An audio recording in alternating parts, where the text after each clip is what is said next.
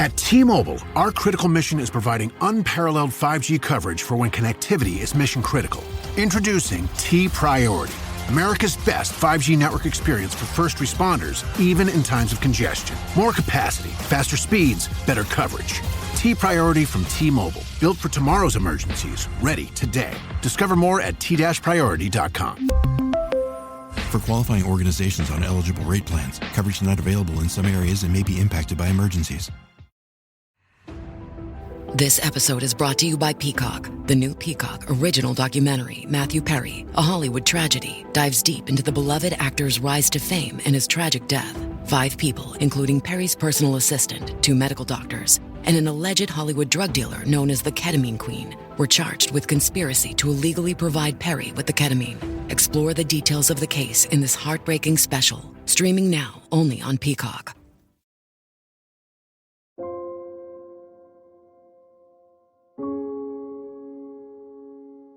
É possível que os bons e fracos vençam os maus e fortes? Como se organizar em uma situação de perigo? Essas são apenas algumas perguntas que podemos nos fazer quando estudamos com mais atenção o que foi o Levante do Gueto de Varsóvia. Uma resistência armada de alguns judeus contra alemães nazistas. Na cultura pop, existe muito filme, série e livro que abordam a temática da Segunda Guerra Mundial. Mas mais especificamente, a triste situação dos judeus durante o Holocausto. Porém, muitas vezes a situação judaica é representada apenas pelo olhar do horror através dos campos de extermínio. Mas existe um lado nessa história que, mais recentemente, tem ganhado espaço na mídia, que é a da resistência judaica frente ao antissemitismo e à perseguição nazista.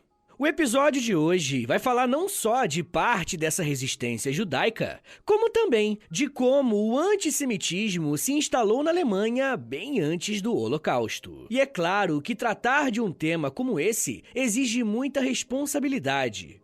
E se você é novo aqui, eu não costumo ser sensacionalista, beleza? E eu quero lembrá-los também que eu sempre me baseio em fontes e em autores confiáveis, tudo para trazer o melhor sobre esse tema aqui para vocês. As fontes que utilizei estarão na descrição desse episódio. Mas enfim, gente, quando o nazismo surgiu enquanto um partido político organizado no início dos anos 20, ele tinha 2 bases bem consolidadas, o anticomunismo e o antissemitismo. Não era nenhum tipo de segredo que o ódio aos judeus era um dos pilares do partido nazista. Era muito comum vermos algumas charges circulando entre alguns grupos, como por exemplo uma de um judeu apunhalando um soldado alemão pelas costas, indicando que a culpa pela derrota na Primeira Guerra Mundial tinha sido dos judeus. Uma das vezes que isso ficou bem evidente foi na publicação do livro Minha Luta, escrito por Adolf Hitler. Nesse livro, Hitler defendia uma teoria de que o mundo era governado por grupos judaicos que conspiravam contra a Alemanha. Por mais que o antissemitismo existisse e fosse presente na sociedade alemã da década de 20, os nazistas ainda não tinham o poder político do país. Logo, a sua atuação estava um pouco limitada. Porém, isso começou a mudar no final da década de 20 e no início da década de 30. Se olharmos para o número de militantes do Partido Nazista, em 1925, o grupo tinha um pouco mais de 27 mil membros. Só que em 1929, esse número saltou para 176 mil. E em 1932, os nazistas já tinham mais de 1.400.000 militantes. Uma das explicações que temos para explicar esse crescimento exponencial em tão pouco tempo é a crise financeira de 1929. Uma crise que começou nos Estados Unidos, mas por conta do capitalismo conectar economicamente todo mundo, abalou todo o planeta, inclusive, é claro, a Alemanha. Foi nesse momento de crise que Hitler e os nazistas conseguiram encontrar espaço para o crescimento do seu discurso. E, em seguida, sonhar em disputar o poder na Alemanha. Com esse contingente de militantes tão grandes, as eleições para o parlamento alemão em 1930 foram o teste que faltava para os nazistas conferirem a sua popularidade. Nessa eleição, os nazistas conseguiram eleger 107 parlamentares, enquanto seus adversários comunistas apenas 77. O grupo que perdeu espaço nesse período foram os candidatos liberais, que quase não elegeram deputados. Com essa ampla vantagem, Hitler tentou concorrer à presidência em 1933, mas acabou perdendo por pouco. A popularidade dos nazistas era tão grande que Hitler foi chamado para ocupar o cargo de chanceler. E após a morte do presidente, de forma ilegal, ele acumulou as duas funções e começou a reprimir os seus adversários políticos.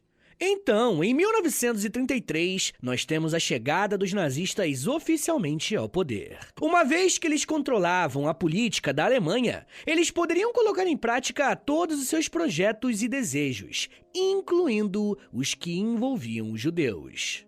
Uma das principais formas dos nazistas lidarem com os judeus foi através de decretos, leis e algumas regulamentações que afetaram diretamente a população judaica. No dia 31 de março de 1933, o Comissário de Saúde de Berlim, que é uma espécie de ministro da saúde, proibiu que médicos judeus prestassem atendimento voluntário na cidade.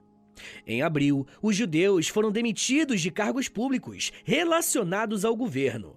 E nesse mesmo mês foi implementada a Lei de Superlotação de Escolas e Universidades, que limitou o número de judeus em escolas públicas. No dia 14 de julho de 1933, a Lei da Desnaturalização revogou a cidadania dos judeus que tinham sido naturalizados alemães, e a partir de agora, eles eram classificados como indesejáveis. Por mais que essas leis e decretos estivessem sendo colocadas em prática aos poucos, os alemães tinham um problema: como identificar um judeu? Essa era uma questão porque naquela época, os judeus não faziam parte de um Estado nacional. Muitos judeus nem praticavam a religião judaica, e por isso as roupas tradicionais também não podiam ser usadas para distingui-los de um outro alemão. Uma das formas que os alemães encontraram para resolver essa questão foi através da Lei da Cidadania do Reich, em 1935. Essa medida decretava que apenas pessoas de sangue ou ascendência alemã poderiam ser cidadãos da Alemanha. E molecada, quando estudamos história, um dos conceitos mais importantes de prestarmos atenção é o cidadão. Isso quer dizer que algumas pessoas fazem parte de uma determinada sociedade, enquanto outras não. Somente os cidadãos têm acesso a direitos e à participação política, e essa lei limitava quem teria esse direito. A partir da implementação dessa lei, os oficiais nazistas tinham pelo menos um critério mais claro para diferenciar quem era o alemão e quem não era. Na prática, o que aconteceu foi o seguinte: os legisladores nazistas consultavam ou solicitavam a genealogia de uma pessoa que estava sob suspeita. Se essa pessoa tivesse 3 ou mais avós nascidos na comunidade judaica, essa pessoa seria considerada judia. Legalmente, essa legislação acabou classificando como judeu milhares e milhares de pessoas que não se consideravam judias ou que não pertenciam à comunidade judaica. Uma outra lei que foi implementada ainda em 1935 foi chamada de Lei de Proteção do Sangue e da Honra Alemã. Nesse caso, em específico, ficou proibido o casamento entre judeus e não-judeus, além de criminalizar as relações sexuais entre essas pessoas. Quem tivesse relações sexuais nessas categorias seriam classificados como poluidores raciais. Essas duas leis criadas em 1935 ficaram conhecidas como Leis de Nuremberg e foram um marco jurídico por caracterizarem um avanço muito grande dos nazistas contra os judeus na Alemanha. O problema, gente, é que, por pior que estivesse a situação dos judeus naquele momento, infelizmente, as coisas ainda iriam piorar muito. O pesadelo estava só começando. Muitos estudiosos acreditam que estudar as leis de uma determinada sociedade é muito importante para que a gente possa conhecer a forma que essa sociedade se organiza e lida com as suas questões. No caso da Alemanha nazista, a legislação envolvendo os judeus é algo amplamente documentado e que apresenta uma série de medidas.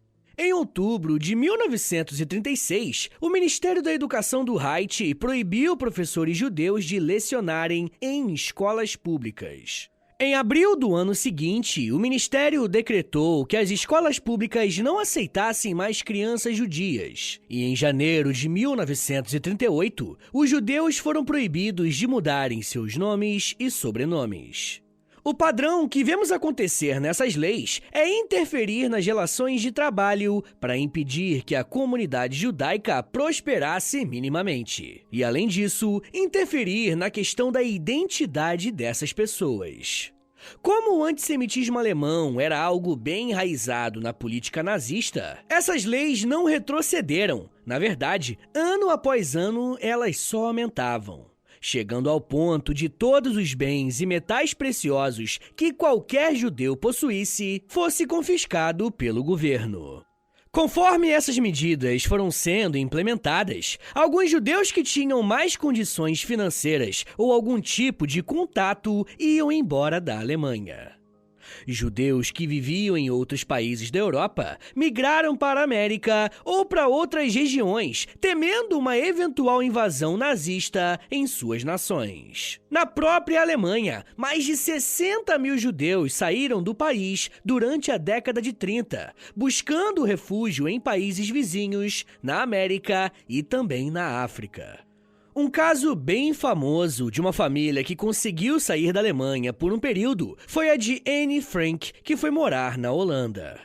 Inclusive, tem um episódio aqui no feed do História em Meia Hora sobre Anne Frank. Eu recomendo que você ouça depois que terminar esse daqui. Mas enfim, gente, tudo que esses judeus queriam ao saírem da Alemanha era encontrar um pouco de paz e descanso em um período bem complicado. Porém, como nem tudo em história é algo com um final minimamente positivo, foi muito difícil fugir do nazismo, mesmo saindo da Alemanha.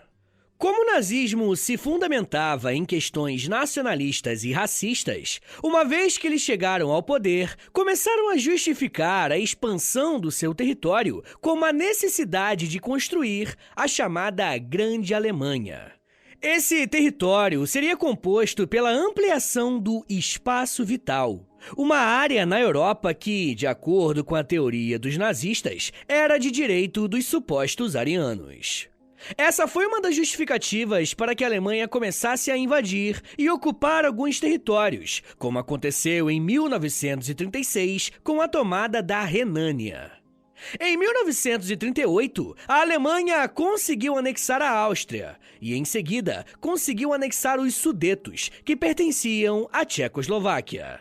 Foi a partir da tentativa da invasão dos Sudetos que países como a França e a Inglaterra foram para a mesa de negociações com Hitler para tentar frear o seu expansionismo através da diplomacia.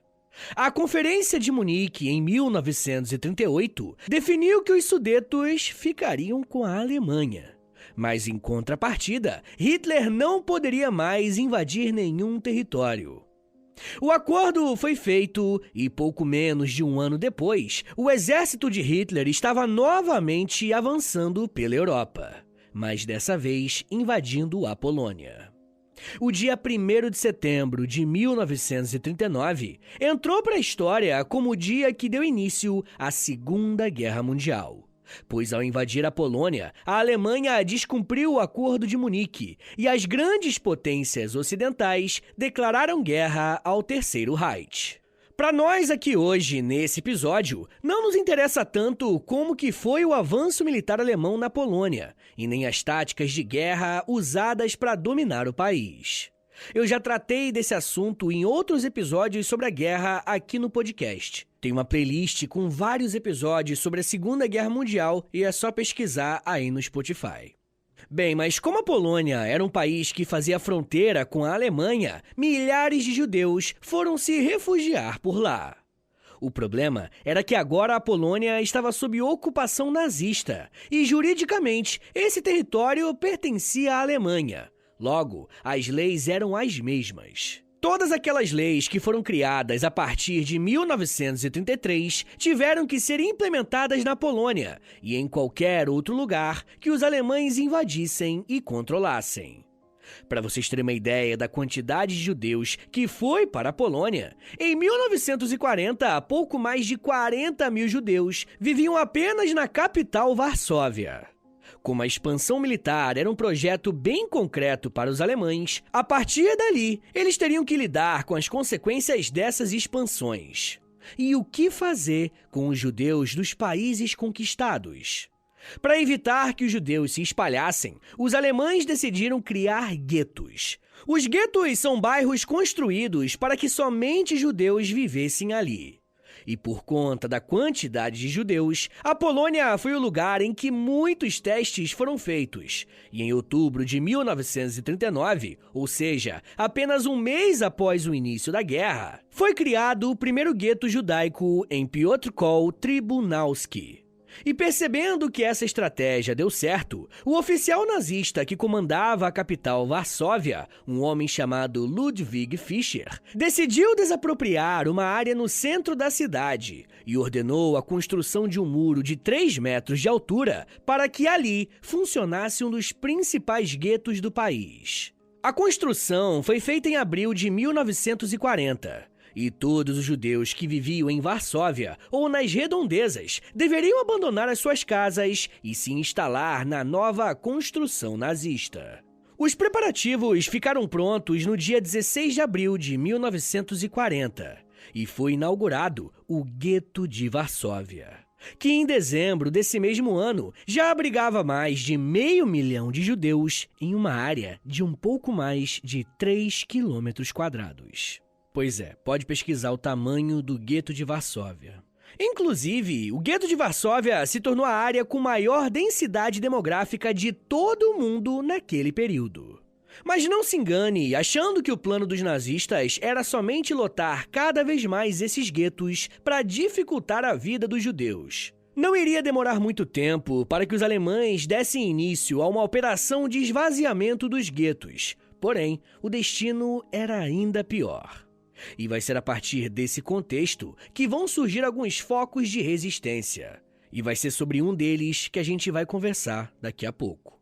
Eu já quero falar mais sobre como que se deu a reação dos judeus, mas segura aí um pouquinho, tá, gente, que daqui a pouco a gente volta. E eu falo um pouco mais sobre extermínio, crueldade, resistência, esperança e anjos.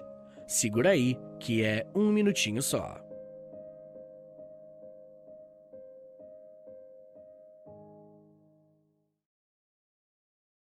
Watch the world's biggest tennis stars clash in the California desert at the BNP Paribas Open, live on Tennis Channel.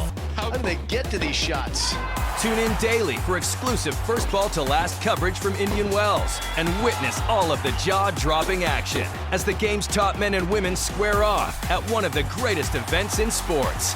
It's tennis magic you need to see to believe. The BNP Paribas Open, live on Tennis Channel and streaming on the Tennis Channel app. This episode is brought to you by LifeLock. During tax season, your personal info travels to a lot of places. Between payroll, your tax consultant, and the IRS. If your W-2 gets exposed, that's just the ticket for identity thieves. That's why LifeLock monitors millions of data points every second. If your identity is stolen, they'll fix it guaranteed or your money back. Don't let identity thieves take you for a ride. Save up to 40% your first year. Visit LifeLock.com/podcast. Terms apply.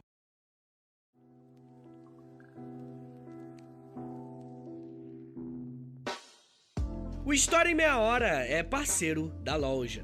Acesse loja.com.br, é loja escrito L-O-L-J-A, e pesquise pelo História em Meia Hora. Lá você vai encontrar blusas, camisetas, regatas, moletons e muito mais produtos exclusivos do nosso podcast, tá? Só tem no História em Meia Hora e lá no site da loja.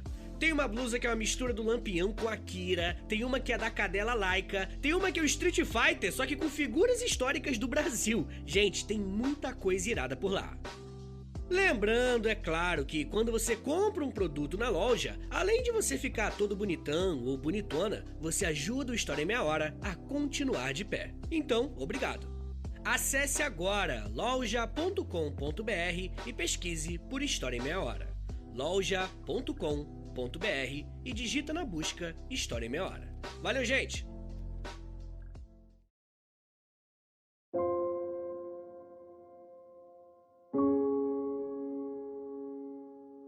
Abre aspas. A batalha na Rua Nisca nos encorajou. Pela primeira vez desde a ocupação, vimos os alemães colados às paredes, engatinhando no chão, correndo para se cobrir, hesitando antes de dar um passo, com medo de ser atingido por uma bala judia. Os gritos dos feridos nos deram alegrias e aumentaram a nossa vontade de lutar. Fecha aspas. As palavras que você acabou de ouvir fazem parte de uma carta de uma judia que participou de um dos focos de resistência dentro do gueto de Varsóvia. Olhando apenas para esse relato, nem parece que estamos falando dos mesmos alemães que criaram o ataque relâmpago, a Blitzkrieg, que os ajudou a vencer inúmeras batalhas no início da Segunda Guerra Mundial. Mas para entendermos melhor como que os judeus conseguiram colocar os nazistas em uma posição defensiva, precisamos voltar um pouquinho no tempo. Eu encerrei o último bloco falando sobre como que o antissemitismo na Alemanha foi percebido através das leis que, pouco a pouco, foram restringindo as liberdades civis da população judaica até chegar ao ponto de criarem bairros específicos para os judeus, os chamados guetos. Somente na Polônia, os nazistas criaram pelo menos 1000 guetos ao longo da Segunda Guerra, sendo o de Varsóvia o maior deles. Existiam 3 tipos de guetos: os guetos fechados, marcados pela proibição dos judeus de saírem daquela área delimitada. Existiam também os guetos abertos, que os judeus até podiam sair durante o dia para trabalhar ou algo do tipo, mas precisariam voltar à noite. E, por fim, tinham os guetos de destruição, bairros que eram criados com um prazo curto para serem desativados. A condição de vida dentro desses guetos era péssima. E falando particularmente do gueto de Varsóvia, que é o nosso foco aqui do episódio de hoje, a situação era ainda pior. Como existiam mais pessoas do que uma estrutura minimamente decente daria conta de suportar, muitas doenças se espalharam e a fome era algo extremamente comum. A alimentação para os judeus em Varsóvia chegava através de cotas diárias de comida, mas nem sempre os alemães se davam ao trabalho de enviar essa comida. De acordo com alguns estudos, quem vivia no gueto de Varsóvia consumia em média 800 calorias por dia. E para quem não sabe, o aconselhado para um adulto saudável é algo entre 2.000 a 2.500 calorias. Não era algo incomum, também, existir o racionamento de energia elétrica dentro do gueto. Em alguns períodos, os judeus tinham acesso à energia apenas 2 horas por dia. Além disso, não existia saneamento básico, fazendo com que as doenças mais simples se tornassem mortais. Ao mesmo tempo que os judeus tinham que viver nessas condições, as cúpulas nazistas pensavam em formas de encerrar o problema dos judeus de uma vez por todas. E claro, problema para os nazistas. No dia 20 de janeiro de 1942, aconteceu em Berlim um encontro chamado Conferência de Wannsee. E a partir desse encontro, os nazistas decidiram colocar em prática um plano de extermínio dos judeus, conhecido como Solução Final. Para isso, foram construídos diversos campos de extermínio, onde esses judeus seriam levados para serem mortos. Mais uma vez, a Polônia foi usada como uma espécie de local teste para a criação desses espaços. E você provavelmente já deve ter ouvido falar em algum momento do campo de concentração de Auschwitz. Mas o que você talvez não saiba é que esse local tão emblemático ficava na Polônia. Uma das consequências imediatas da criação desses campos era que, aos poucos, os guetos seriam esvaziados, uma vez que os judeus seriam transportados para a morte. As primeiras deportações do gueto de Varsóvia começaram em julho de 1942, e o destino dessas pessoas era o campo de extermínio de Treblinka. E quando os alemães iam para o gueto para fazer a remoção dos judeus, obviamente eles não falavam que o destino dessas pessoas era a morte. A mensagem dada pelos alemães era de que algumas pessoas seriam transferidas para áreas no campo, afastadas da cidade, onde seriam alocadas em campos agrícolas. Quando essas primeiras notícias chegaram no gueto de Varsóvia, o sentimento foi de um grande alívio, porque as condições em Varsóvia estavam muito precárias, e sair de lá, seja para onde for, teoricamente já seria algo muito melhor. Esse fio de esperança facilitou muito o trabalho dos nazistas no transporte dos judeus. O que eles não sabiam é que estavam sendo levados diretamente para a morte. Diferentemente de outros campos de concentração que foram construídos, o campo de Treblinka tinha apenas uma função: matar pessoas. Esse campo foi construído de uma forma que as pessoas que chegavam ali já eram levadas para câmaras de gás. E para vocês terem uma ideia de como que essa estrutura funcionava, nesse campo nem existiam alojamentos ou dormitórios. Se você fosse levado para Treblinka, o seu destino seria um só. Um dos pontos que precisa ficar claro quando falamos no Holocausto é que o Estado nazista organizou e arquitetou uma estrutura bem complexa para matar pessoas. Esse é um dos fatores que marcam o Holocausto como um dos eventos mais traumáticos e cruéis de toda a história. Isso fica bem evidente na logística montada para o funcionamento do campo de Treblinka. Uma vez que os judeus chegavam lá, em um intervalo de aproximadamente 2 horas, essas pessoas seriam mortas e, em seguida, incineradas. Ou seja, os seus corpos eram queimados para que não restasse nenhuma evidência do que tinha acontecido. O campo de Treblinka era tão organizado que a sua estrutura permitia que aproximadamente 4.000 pessoas pudessem ser mortas diariamente. Entre julho e setembro de 1942, mais de 265 mil judeus que estavam no gueto de Varsóvia foram levados para o campo de Treblinka. No momento em que essa grande quantidade de judeus era retirada de Varsóvia sem ninguém ter retornado ou dado notícias, ficava claro para os habitantes do gueto que essas pessoas estavam sendo levadas para a morte. Quando os habitantes de Varsóvia entenderam isso, eles começaram a pensar em alguma estratégia para retardar a próxima leva de pessoas a serem transportadas para o campo de extermínio. Alguns judeus de dentro do gueto conseguiram entrar em contato com a resistência polonesa que lutava contra os nazistas. A partir desse contato, membros da resistência conseguiram contrabandear pequenas armas para dentro do gueto para ajudar na preparação de um combate. Além desse enfrentamento militar que estava se formando, existiam outras formas, obviamente ilegais, de tentar melhorar a condição de vida dos judeus dentro do gueto de Varsóvia. Algumas organizações conseguiam contrabandear alimentos, remédios e até tirar algumas pessoas do gueto.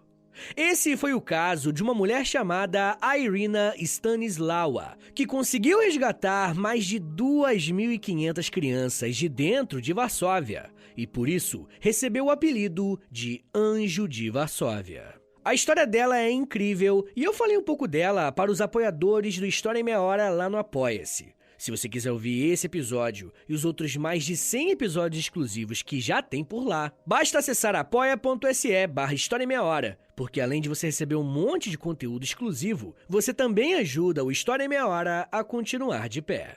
Mas enfim, gente, dentro do gueto de Varsóvia, os judeus começaram a se organizar para estarem preparados para receberem os nazistas. Um grupo de judeus, principalmente os mais jovens, formaram um grupo chamado ZOB, uma sigla para algo que no nosso idioma pode ser traduzido como Organização Judaica Combatente. A ZOB era liderada por um rapaz chamado Mordecai Anielewicz, que tinha apenas 23 anos. Mordecai chegou a divulgar um manifesto pedindo aos judeus que resistissem nas embarcações dos vagões de trens. Um outro grupo que ajudou os judeus do gueto foi a ZZW, uma sigla para União Militar Judaica, formada por ex-combatentes da Primeira Guerra Mundial. A diferença da ZZW para a ZOB é que essa primeira era formada de fato por militares com experiência em combate, e juntos, os dois grupos tentavam defender a população judaica no gueto de Varsóvia, fazendo o que fosse necessário para impedir a deportação dos judeus.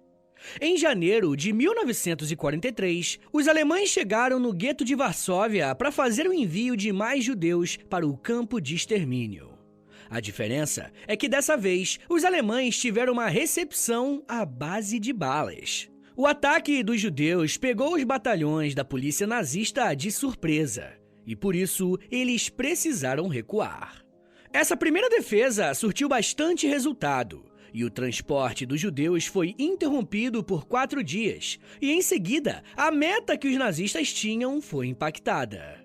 Eles planejavam tirar 8.000 judeus por dia, mas com a resistência, tiraram apenas 5.000. 3.000 deixaram de ir para o campo de extermínio naquele dia. Nesse período, a ZOB e a ZZW conseguiram tomar o controle do gueto de Varsóvia e usaram essa brecha para se organizarem para a próxima investida.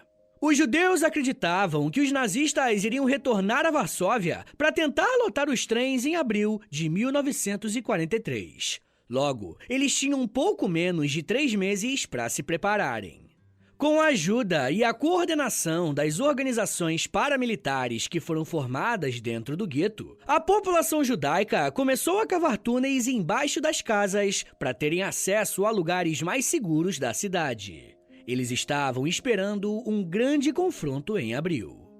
Para ganharem mais tempo, a resistência polonesa que estava do lado de fora passou a atacar os guardas nazistas que estavam de sentinela nos muros da cidade para tirar a atenção deles para o que estava acontecendo dentro do gueto. No dia 21 de janeiro de 1943, a ZOB, sob a liderança de Mordecai, realizou um ataque contra policiais nazistas que estavam em Varsóvia, em uma ação que aconteceu na Rua Niska. E por esse motivo, o confronto ficou conhecido como Batalha na Rua Niska. Nessa emboscada, 12 soldados nazistas foram mortos, mas a resistência também sofreu com baixas. O levante de Varsóvia é interessante, porque os próprios judeus sabiam que não tinham condições de vencer os nazistas, ou fazer com que esse processo de morte fosse revertido. Mas a resistência não era sobre isso. Olha só o que um sobrevivente de Varsóvia contou sobre os confrontos, abre aspas. A maioria de nós foi a favor da rebelião. As pessoas achavam melhor morrer com uma arma na mão do que sem ela. Pode-se chamar esse tipo de resistência de rebelião? Era uma luta para não sermos transportados para o matadouro, uma luta contra a morte. Fecha aspas. O que os judeus de Varsóvia estavam fazendo era lutar pela chance de poder escolher como iriam morrer. Após algum tempo de preparação, o combate final contra os nazistas finalmente aconteceu em abril, como esperavam.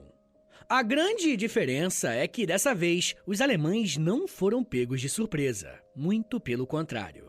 Assim que a cúpula nazista ficou sabendo do foco de resistência em Varsóvia, eles trocaram o comando da polícia local e no dia 19 de abril de 1943 foram para o gueto levar os judeus para os trens com um contingente de 3.000 soldados.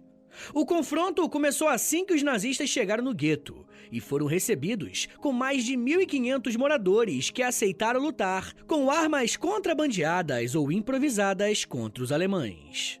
Como existia uma diferença brutal no armamento que cada grupo estava usando, os judeus tentaram usar a própria cidade ao seu favor, se escondendo em becos, vielas e até em trincheiras improvisadas. A resposta dos nazistas foi duplamente violenta, bombardeando casas e locais importantes de convivência coletiva como sinagogas. O confronto entre alemães nazistas e judeus se estendeu até o dia 8 de maio de 1943, dia em que os alemães cercaram os últimos focos de resistência. Alguns judeus se recusaram a se entregar aos nazistas e acabaram tirando as suas próprias vidas. Ao todo, mais de 56 mil judeus foram mortos nesses confrontos, e apenas 17 nazistas morreram. Após a derrota definitiva do Levante de Varsóvia, Hitler ordenou que o gueto de Varsóvia fosse completamente destruído, para que ele não fosse interpretado como uma espécie de símbolo a ser repetido em outros guetos. A destruição, de fato, aconteceu. Mas as notícias do que aconteceu em Varsóvia se espalharam, e outros guetos também criaram as suas próprias resistências e tentativas de levantes contra o governo nazista. Mas isso já é um papo para uma outra meia hora.